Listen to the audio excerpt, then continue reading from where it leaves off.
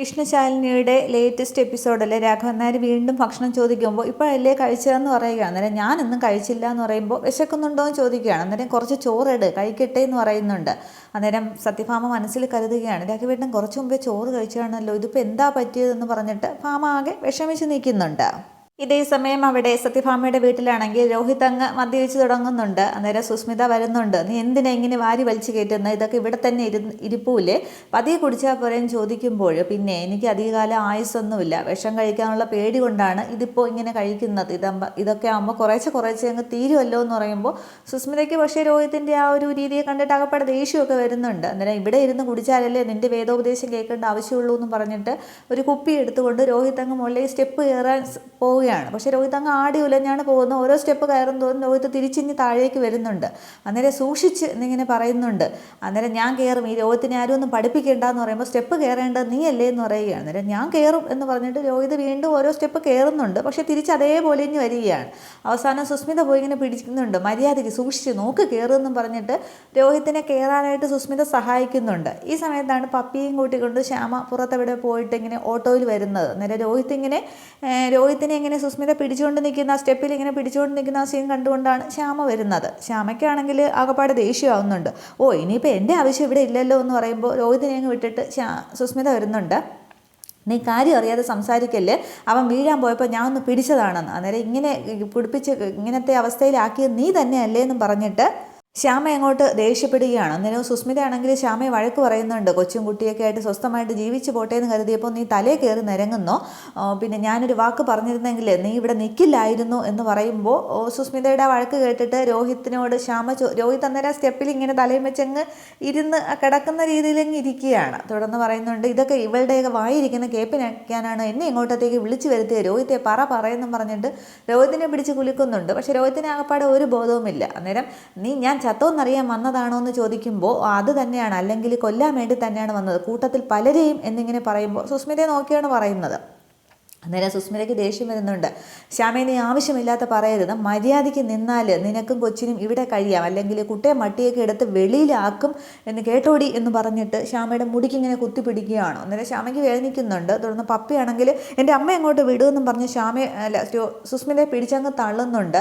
അന്നേരം മിണ്ടാതിരിക്കടിയെന്ന് ഇങ്ങനെ കൊച്ചിനോടും സുസ്മിത ദേഷ്യപ്പെടുകയാണ്. അന്നേരം ശ്യാമയെ ചുറ്റി പിടിച്ച് പപ്പി അങ്ങോട്ട് കരയുന്നുണ്ട്. എൻ്റെ അമ്മ ഒന്നും ചെയ്യല്ലേ എന്നിങ്ങനെ കുട്ടി പറഞ്ഞുകൊണ്ടിരിക്കും. മിണ്ടായിരിക്കടി, വാ ഇടയ്ക്ക് എന്ന് പറഞ്ഞിട്ട് കൊച്ചിനെയും അടക്കി നിർത്തുന്നുണ്ട് സുസ്മിത. എന്നിട്ട് മര്യാദയ്ക്കാണെങ്കിൽ ഇവിടെ നിൽക്കാം, അല്ലെങ്കിൽ എല്ലാത്തിനും ഞാൻ പറഞ്ഞു വിടും എന്ന് പറഞ്ഞിട്ട് സുസ്മിത ആണെങ്കിൽ ഒരു വാണിംഗ് എന്ന പോലെ ശ്യാമയ്ക്ക് നേരെ കൈ ചൂണ്ടിയൊക്കെ സംസാരിക്കുന്നുണ്ട്. രോഹിത് ആണെങ്കിൽ ആകെ ഒരു ബോധമില്ലാതെ സ്റ്റെപ്പിൽ തന്നെ ഇങ്ങനെ ഇരിക്കുകയാണ്. ഇതേ സമയം തങ്കച്ചനാണെങ്കിൽ ഒരു ഇടവഴിയിൽ കൂടെ ഇങ്ങനെ വീതിയൊക്കെ വലിച്ചിട്ട് ഇങ്ങനെ നടന്ന് പോകുന്നുണ്ട്. അന്നേരമാണെങ്കിൽ പുറകിൽ നിന്ന് ആരോ ഷൂ എന്ന് വിളിക്കുന്നത് പോലെ തങ്കച്ചന് തോന്നുകയാണ്. ചുറ്റുമൊക്കെ നോക്കുന്നുണ്ട്. അന്നേരം തോന്നിയതായിരിക്കും എന്ന് പറഞ്ഞിട്ട് മുന്നോട്ട് നടക്കുമ്പോൾ വീണ്ടും വിളി ശബ്ദം കേൾക്കുന്നുണ്ട്. അന്നേരം ആരുടെ എന്നിങ്ങനെ ചോദിക്കുമ്പോൾ മുന്നിൽ പെട്ടെന്ന് സുബൈർക്കായെ കാണുകയാണ്.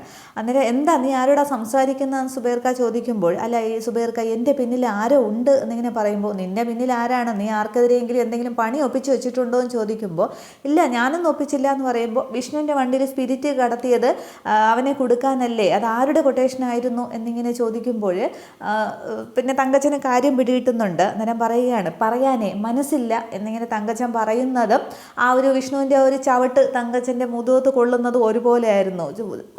ചവിട്ട് കൊണ്ട് തങ്കച്ചനങ്ങ് വഴിയിലേക്കങ്ങ് വീഴുകയാണ്. അന്നേരം വിഷ്ണുവിനെ കണ്ട് ആകെ ഇങ്ങനെ അന്തം വിടുന്നുണ്ട്. എന്നിട്ട് പിന്നെ പിടിച്ചെണീപ്പിക്കുന്നുണ്ട്, തങ്കച്ചനെ അങ്ങോട്ട് പിടിച്ചെണീപ്പിക്കുകയാണ്. അന്നേരം ആരുടെ അറിവോടുകൂടി ആരുടെ കൊട്ടേഷനായിരുന്നു എന്ന് ചോദിക്കുമ്പോൾ, എനിക്കറിയില്ല, ഞാനൊന്നും അല്ല എന്നിങ്ങനെ പറയുകയാണ്. അന്നേരം മര്യാദയ്ക്ക് പറഞ്ഞാൽ നിനക്ക് വീട്ടിൽ പോയി സുഖമായിട്ട് കിടന്നുറങ്ങാം, ഇല്ലെങ്കിൽ എൻ്റെ കൈയുടെ ചൂട് നീ അറിയുമോ എന്ന് പറയുമ്പോൾ, എനിക്കറിയില്ല, ഞാനൊന്നും അല്ല എന്നിങ്ങനെ പറയുന്നുണ്ട്. അപ്പോൾ നീ ഉടക്കാനായിട്ട് തന്നെ എന്ന് പറഞ്ഞിട്ട് വിഷ്ണു ആദ്യം ഒരടി കൊടുക്കുന്നുണ്ട്. മര്യാദയ്ക്ക് പറയടാ, ഈ ചോട്ടാ നേതാവ് മരിച്ചാൽ ആദ്യം കുറേ അനുശോചനയൊക്കെ ഉണ്ടാകും, പിന്നെ ആൾക്കാരതങ്ങോട്ട് മറങ്ങും, എന്തായാലും ജയിൽ ശിക്ഷ എനിക്ക് ഉറപ്പാണ്, അതിൻ്റെ കൂടെ ഇതും കൂടെ ആയിക്കോട്ടെ എന്ന് പറഞ്ഞിട്ട് ഒരടി കൊടുക്കുന്നുണ്ട് ആദ്യം. പക്ഷേ തങ്കച്ചൻ തിരിച്ച് വിഷ്ണുവിൻ്റെ കർണം നോക്കി ഒന്ന് പൊട്ടിക്കുകയാണ്. അന്നേരം വിഷ്ണുവിന് ആകപ്പാടെ കരി ഇറങ്ങുന്നുണ്ട്. വീണ്ടും തങ്കച്ചനെ അടിക്കാനായിട്ട് കൈ ഓങ്ങുമ്പോൾ അത് വിഷ്ണു അങ്ങോട്ട് തടുക്കുകയാണ്. എന്നിട്ട് തങ്കച്ചനെ എടുത്തിട്ട് പെരുമാറുന്നുണ്ട്. അങ്ങ് വഴിയിലേക്കൊക്കെ ഇങ്ങനെ വലിച്ചെറിയുന്നുണ്ട്. അവിടെ ഒരു വീപ്പയുടെ മുകളിലേക്കൊക്കെ എടുത്ത് എറിഞ്ഞിട്ട്, മര്യാദയ്ക്ക് ചോദിച്ചാൽ നീ പറയില്ല അല്ലേ, ഇനി നീ ഈ ഭൂമിയിൽ വേണ്ട എന്ന് പറഞ്ഞിട്ട് വിഷ്ണു തൻ്റെ കയ്യിലെ വള ഊരി ഇങ്ങനെ അടിക്കാനായിട്ട് പറയടാ എന്ന് പറഞ്ഞിട്ട് ഇങ്ങനെ ഓങ്ങുകയാണ്. അന്നേരം വേണ്ട വിഷ്ണു വേണ്ട, എന്നെ ഒന്നും ചെയ്യല്ലേ, ഞാൻ എല്ലാം പറയാം എന്നിങ്ങനെ പറയുമ്പോൾ അപ്പോൾ പറയുമല്ലേ എഴുന്നേക്കെന്ന് പറഞ്ഞിട്ട് തങ്കച്ചിനെ പിടിച്ചങ്ങോട്ട് എഴുന്നേൽപ്പിക്കുന്നുണ്ട്. അന്നേരം പറയുന്നുണ്ട്, ബോസ് സാറാണെങ്കിൽ വിഷ്ണുവിൻ്റെ വണ്ടിയിൽ സ്പിരിറ്റ് വയ്ക്കാമോ എന്ന് ചോദിച്ചുകൊണ്ട് എന്നെ സമീപിച്ചിരുന്നു. ഞാൻ പറ്റില്ല എന്ന് പറഞ്ഞു. അതിൻ്റെ ഒരു ചൊരുക്കുണ്ട്, അല്ലാതെ ഞാനൊന്നും ചെയ്തിട്ടില്ല എന്നിങ്ങനെ പറയുമ്പോൾ അത് ചന്ദ്രബോസാണ് ചെയ്യിച്ചതെന്നുള്ളത് വിഷ്ണുവിനും സുബൈർക്കായ്ക്കും അവിടെ മനസ്സിലാവുകയാണ്. നിനക്ക് ധൈര്യം ഉണ്ടെങ്കിൽ ആ ബോസിൻ്റെ മുമ്പിൽ പോയി ചോദില്ല, തത്ത പറയുന്ന പോലെ അവരെല്ലാം പറയും എന്നിങ്ങനെ തങ്കച്ചൻ പറയുമ്പോഴും വിഷ്ണു ഇങ്ങനെ ആകെ ആ ഒരു ദേഷ്യത്തിൽ നിൽക്കുന്ന സീൻ കാണിക്കുന്നുണ്ട്. തുടർന്ന് രാത്രിയാണെങ്കിൽ സത്യഭാമയും രാഘവൻ നായരും ഉറങ്ങുകയാണ്. പെട്ടെന്ന് രാഘവൻ നായർ അങ്ങോട്ട് കണ്ണ് തുറക്കുന്നുണ്ട്. എന്നിട്ട് എന്തോ ഒരു പെട്ടെന്നൊരു അരളിപ്പാടുണ്ടായതുപോലെ രാഘവൻ നായർ ഷീറ്റൊക്കെ അങ്ങോട്ട് മാറ്റിയിട്ട് പെട്ടെന്ന് അങ്ങോട്ട് ചാടി എഴുന്നേൽക്കുന്നുണ്ട്. എന്നിട്ട് ആ വാക്കിംഗ് സ്റ്റിക്കും എടുത്ത് അങ്ങ് ഇറങ്ങി നടക്കുകയാണ്. വീട് കതവ് തുറന്ന് ഇറങ്ങി, ഗേറ്റും തുറന്ന് ഇറങ്ങി റോഡേ ഇങ്ങ് പോവുകയാണ്. പക്ഷേ ഉറങ്ങുന്ന ഭാമയാണെങ്കിൽ ഇതൊന്നും അറിയുന്നില്ല. ഒരു ഭ്രാന്തമായ അവസ്ഥയെന്ന പോലെയാണ് രാഘവൻ നായർ ഇങ്ങനെ നടന്നു പോകുന്നത്. വേറൊന്നും ശ്രദ്ധിക്കുന്നില്ല. പെട്ടെന്ന് ഇങ്ങനെ നടന്നങ്ങ് പോകുന്നു. ഇതേ സമയം അവിടെ പപ്പിയും ശ്യാമയും ഉറങ്ങുകയാണ്. പപ്പി പക്ഷേ ഉറങ്ങിയിട്ടില്ല. അവർ തറയിലിങ്ങനെ ഷീറ്റ് വിരിച്ചാണ് അവർ കിടന്നുറങ്ങുന്നത്, ശ്യാമയും പപ്പിയും. കട്ടിലൊന്നുമല്ല. അന്നേരമാണെങ്കിൽ പപ്പി എഴുന്നേറ്റിരുന്നിട്ട് പറയുന്നുണ്ട്, അത് സുസ്മിത പറഞ്ഞ കാര്യമൊക്കെ ആലോചിക്കുന്നുണ്ട്. ബഹളം ഉണ്ടാക്കിയത് മര്യാദയ്ക്കാണെങ്കിൽ നിനക്കും കൊച്ചിനും ഇവിടെ കഴിയാം എന്നൊക്കെ പറഞ്ഞ് ആലോചിച്ചിട്ട് എനിക്കിവിടെ നിൽക്കാനായിട്ട് പേടിയാണമ്മേ, എൻ്റെ പഴയ അച്ഛനെ അല്ലേ ഇത്, വേറെ ആരും ആണെന്നതുപോലെ എനിക്ക് തോന്നുന്നു. എനിക്ക് ഇവിടെ നിൽക്കാൻ വയ്യ. ഞാൻ ശാരദാമ്മയുടെ വീട്ടിലേക്ക് പോവുകയാണ്. അവിടെ ആകുമ്പോൾ സത്യയും ചേച്ചിയമ്മയും ഒക്കെ ഉണ്ടല്ലോ. ഞാനിനി ഇവിടേക്ക് വരില്ല. അമ്മ എന്നെ ഓർത്ത് സങ്കടപ്പെടുകയൊന്നും ചെയ്യില്ല, വിഷമിക്കുകയൊന്നും ചെയ്യില്ല. ഞാൻ പോവുകയാണ് അമ്മേ എന്ന് പറഞ്ഞിട്ട് പിന്നെ പപ്പി ഇറങ്ങി അങ്ങോട്ട് സത്യഭാമയുടെ വീടിൻ്റെ ഗേറ്റ് നടന്ന് പപ്പി ഇറങ്ങി നടക്കുന്നുണ്ട്. ഇതേ സമയം വിഷ്ണു ആണെങ്കിൽ ശാരദാമ്മയുടെ കുടുംബശ്രീ വീട്ടിലേക്ക് ഗേറ്റ് തുറന്ന് വരുന്നുണ്ട്. അതേസമയം ശാലിനിയും സത്യവും ഒക്കെ അവിടെ ഉറക്കമാണ്. പക്ഷേ ശാലിനി ആണെങ്കിൽ പെട്ടെന്നൊരു സ്വപ്നം കണ്ട് ഞെട്ടി ഉണരുകയാണ്. പപ്പി ഇങ്ങനെ രാത്രി നടന്നു വരുമ്പോൾ 2 തമിഴ് ആൾക്കാർ ഒറ്റയ്ക്ക് എങ്ക പോരെന്ന് ചോദിച്ചിട്ട് ഈ പപ്പിയുടെ വായും മുഖവും പൊത്തിപ്പിടിച്ച് എടുത്തുകൊണ്ടങ്ങ് പോകുന്നതായിട്ട് സ്വപ്നം കണ്ട് ശാലിനി മോളെയെന്നും പറഞ്ഞ് ഞെട്ടി ഉണർന്നങ്ങോട്ട് എഴുന്നേൽക്കുകയാണ്. തുടർന്ന് കട്ടിലേക്ക് നോക്കുമ്പോൾ സത്യം അവിടെ കിടന്നുറങ്ങുന്നു. ആകെ വീർത്തൊക്കെ ശാലിനി ഇരിക്കുകയാണ്. തുടർന്ന് എഴുന്നേറ്റ് ലൈറ്റ് ഇട്ട ശേഷം ശാലിനി ജഗ്ഗിലെ വെള്ളമൊക്കെ എടുത്ത് കുടിക്കുന്നുണ്ട്. ഈ സമയത്താണ് വിഷ്ണു അവിടെ വരുന്നത്. അന്നേരം പെട്ടെന്ന് ജനലിലൂടെ നോക്കുമ്പോൾ ഒരാൾ നിൽക്കുന്നതായിട്ട് ശാലിനി കാണുന്നുണ്ട്. അന്നേരം ആരാ അത് എന്നിങ്ങനെ ശാലിനി പെട്ടെന്ന് ചോദിക്കുമ്പോൾ വിഷ്ണു ഇങ്ങനെ മറു സൈഡിലൂടെ വന്നിട്ട് ആ ജനലിൻ്റെ അടുത്തേക്ക് വരികയാണ്. തുടർന്ന് വിഷ്ണു ആണ് അത് എന്നുള്ളത് ശാലിനിക്ക് മനസ്സിലാകുമ്പോൾ വിഷ്ണുട്ടാന്നും പറഞ്ഞ് ഓടി ചെല്ലുകയാണ് ജനലിൻ്റെ അടുത്തേക്ക്. എന്നിട്ട് അവിടേക്ക് ശാലിനി അങ്ങ് കട്ടളപ്പടിയിലേക്ക് ശാലിനി ഇരിക്കുന്നുണ്ട്. അന്നേരം വിഷ്ണു അങ്ങ് ശാലിനിയുടെ കയ്യിലേക്ക് പിടിക്കുകയാണ്. അവരിങ്ങനെ കണ്ണിൽ നോക്കി നിൽക്കുന്നുണ്ട്.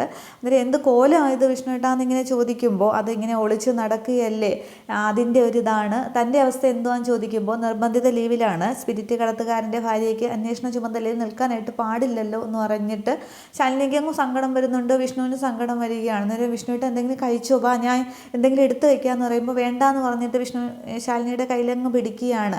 ഈ ഇടയ്ക്കുള്ള ഓട്ടത്തിൽ പിന്നെ കഴിക്കാനും തോന്നില്ല, വിശപ്പൊന്നും ഇല്ല എന്ന് പറഞ്ഞിട്ട് തന്നെ എനിക്ക് കാണണമെന്ന് തോന്നി, അതാണ് വന്നത് എന്നിങ്ങനെ പറയുമ്പോൾ തുടർന്ന് ഇത് എത്ര നാളാണ് ഇങ്ങനെ എന്നിങ്ങനെ പറയുമ്പോൾ വിഷ്ണു പറയുന്നുണ്ട്, ചന്ദ്രബോസാണ് ഇതിൻ്റെ എല്ലാം പിന്നിൽ എന്ന് പറയുമ്പോൾ ശാലിനി ഒരുപാട് വിഷമിക്കുന്നുണ്ട്. അന്നേരം തെളിവ് സഹിതം ചന്ദ്രബോസാണ് സ്പിരിറ്റ് വെച്ചതെന്ന് നമുക്ക് തെളിയിക്കണം, എങ്കിൽ മാത്രമേ ഇത് പുറത്തു വരാനായിട്ട് സാധിക്കുകയുള്ളൂ എന്നിങ്ങനെ പറയുമ്പോൾ ശാലിനിയും അത് അങ്ങനെ ശരി വയ്ക്കുന്നുണ്ട്.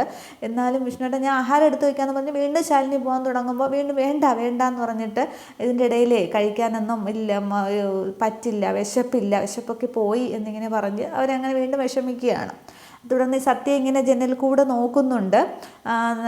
വിഷ്ണു നോക്കുകയാണ്. അന്നേരം മോള് ഉറങ്ങിയോ എന്ന് ചോദിക്കുകയാണ്. അന്നേരം അച്ഛനെക്കുറിച്ച് ചോദിക്കും. ഓരോരുത്തരൊക്കെ പറഞ്ഞ് കാര്യങ്ങളൊക്കെ കുറേച്ച് അറിയാം.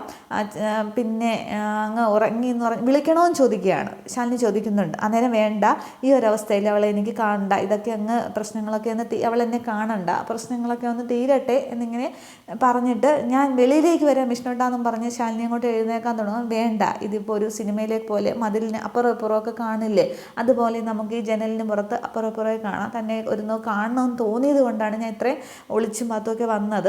ഇനിയിപ്പോൾ കേസ് തെളിയിക്കുന്നവരെ ഇങ്ങനെ ഉള്ളിൽ തന്നെ നിൽക്കാം എന്ന് പറഞ്ഞിട്ട് വിഷ്ണു പോകാനുള്ളൊരിതിൽ നിൽക്കുമ്പോൾ ശാലിനി ഇങ്ങനെ ആവശ്യമിച്ച കയ്യിലിങ്ങനെ കോർത്ത് പിടിച്ച് നിൽക്കുകയാണ്. ഇത്രയുമാണ് എപ്പിസോഡ് കാണിക്കുന്നത്. അപ്പോൾ ഇനി ഇവിടുന്ന് വിഷ്ണു ഇങ്ങനെ ആ ഒരു തിരിച്ചു പോകുമ്പോഴത്തേക്കാണ് രാഘവൻ നായർ നടന്നൊരു സ്ഥലത്തെത്തുന്നതും പപ്പിയെ ഓടിച്ച് 2 പേരെ ഓടിച്ച് അവിടെ എത്തുന്നതും വിഷ്ണു കുഞ്ഞിനെ രക്ഷിക്കുന്നതും ഒക്കെ അവിടെ വെച്ചാണ്. പിന്നീട് എന്താ ശാലിനിയെ വിഷ്ണു അറിയിക്കുമായിരിക്കും. അതിനുശേഷം ശാലിനി അവരെ കസ്റ്റഡിയിൽ എടുക്കുകയോ അങ്ങനെ എന്താണെന്നുള്ളതും ഇനി എങ്ങനെ കേസ് തെളിയിക്കും, തെളിവ് എങ്ങനെ ശാലിനിക്ക് കിട്ടും എന്നുള്ളത് അടുത്ത എപ്പിസോഡിൽ കാണാം. Okay, thank